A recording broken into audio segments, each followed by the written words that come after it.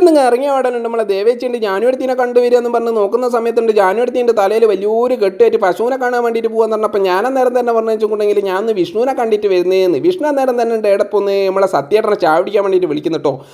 അമ്മ ചാവിടിക്കാൻ വേണ്ടിയിട്ട് വിളിക്കുന്നതെന്ന് പറയുമ്പോഴത്തേക്ക് സത്യേട്ടൻ എന്താക്കാണ് കല്ല് തപ്പാന്ന് ഇവനെ അറിയാൻ വേണ്ടിയിട്ടാണ്. അങ്ങനെയാലും വായന ചോട്ട് പോയിട്ട് പറഞ്ഞു വെച്ചിട്ടുണ്ടെങ്കിൽ നീ ഒന്ന് പഴുത്തിട്ട് വേണം എനിക്കൊരു ചായ നന്നായിട്ട് കുടിക്കാനെന്ന്. ഇത് കണ്ടാൽ നമ്മളെ ഷൈജേട്ടൻ ഒരു വീഡിയോ എടുത്തിട്ട് വീഡിയോ ഇഷ്ടമായിട്ടുണ്ടെങ്കിൽ നിങ്ങൾ ഫോളോ ചെയ്യാൻ മറക്കരുത് കേട്ടോ. ഞാൻ വണ്ടി എടുത്തിട്ട് നേരെ നമ്മളെ ഡ്രൈവിംഗ് ബീച്ചിലേക്ക് പോയിട്ടോ. ഡ്രൈവിംഗ് ബീച്ച് പോയി നോക്കുന്ന ഒരാളും മനുഷ്യരും ഒക്കെ കുറവാണ്. കാരണം എന്ന് വെച്ചുകൊണ്ട് 4 മരണമൊക്കെ നടന്നതിനെ കൊണ്ട് ഇപ്പം ഭയങ്കര സ്ട്രിക്റ്റും കാര്യങ്ങളൊക്കെയാണ്. പോലീസുകാർ നന്നായിട്ട് എന്താക്കുന്നുണ്ട്, ശ്രദ്ധിക്കുകയൊക്കെ ചെയ്യുന്നുണ്ട്. ഞാൻ അന്നേരം തന്നെ മോളോട്ടൊക്കെ നോക്കുന്നവരല്ലേ നമ്മൾ അടിപൊളി പേരച്ചൂട്ടും കാര്യങ്ങളൊക്കെ ഇങ്ങനെ പോകുന്നുണ്ട്. അപ്പം ഞാൻ വിചാരിച്ച അവിടെ കയറിയിട്ട് ഒരു ചായ കുടിക്കാമെന്ന്. പേരച്ചൂട്ടിലല്ലോ കേട്ടോ, ലേശം മുന്നോട്ട് പോയാൽ ഇവിടെ അടിപൊളി ഒരു തട്ടുകടയുണ്ട്.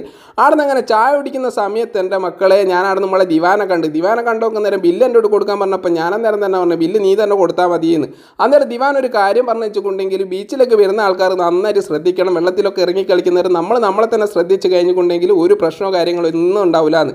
അന്നേരം എന്നോട് പറഞ്ഞു പോകുന്നേരം നമുക്ക് ഒരു കല്ലുമക്കായും വേണമെന്ന് പറഞ്ഞപ്പോൾ ഞാളിവിടെ കയറിയിട്ട് കല്ലുമക്കായൊക്കെ ആയിട്ട് നമ്മളെന്താക്കാണ് വീട്ടിലേക്ക് പോകുന്ന സമയത്ത് നമ്മളെ ചിറ്റൻ്റെ കാറ് കണ്ടതിനെ കൊണ്ട് ചിറ്റനോട് ഒരു ഹായ് ഒക്കെ പറഞ്ഞതിന് ശേഷം നമ്മളെന്താക്കാണ് പോവുകയാണ്.